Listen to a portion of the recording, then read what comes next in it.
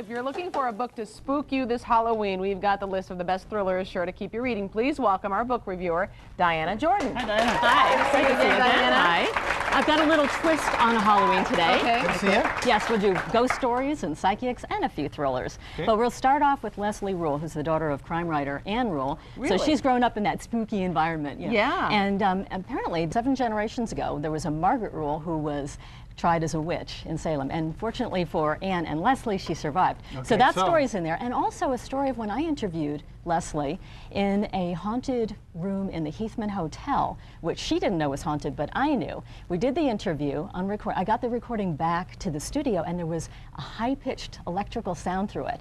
And then I'd interviewed 3 other people that day, and none of the other interviews had that sound. So it was like, whoa. Whoa. Okay. It was, yeah. That's in that book. Yeah, that is okay. in that book, yeah, surprisingly. Janice Amatuzio is a medical examiner, a forensic psychologist. She says that it all comes down to love, and she's got some really real ghost stories in there. She talks about the glow coming out of a dying patient, about a woman, Okay, now you're freaking me out.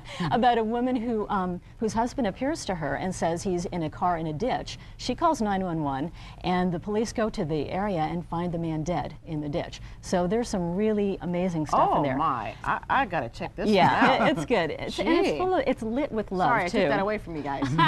Jefferson Davis is a local ghost hunter, and he loves to go to areas where they're rumored to be ghosts. He takes his equipment and he tries to prove it. Unfortunately, ghosts tend to be somewhat elusive, so we don't always get the proof, but it's an interesting run.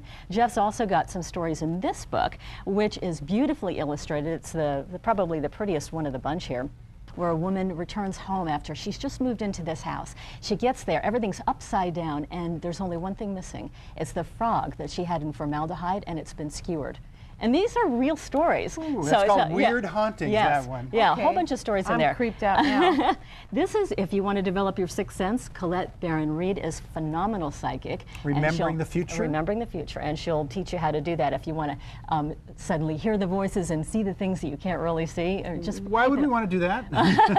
After what I've just told you, probably a good question.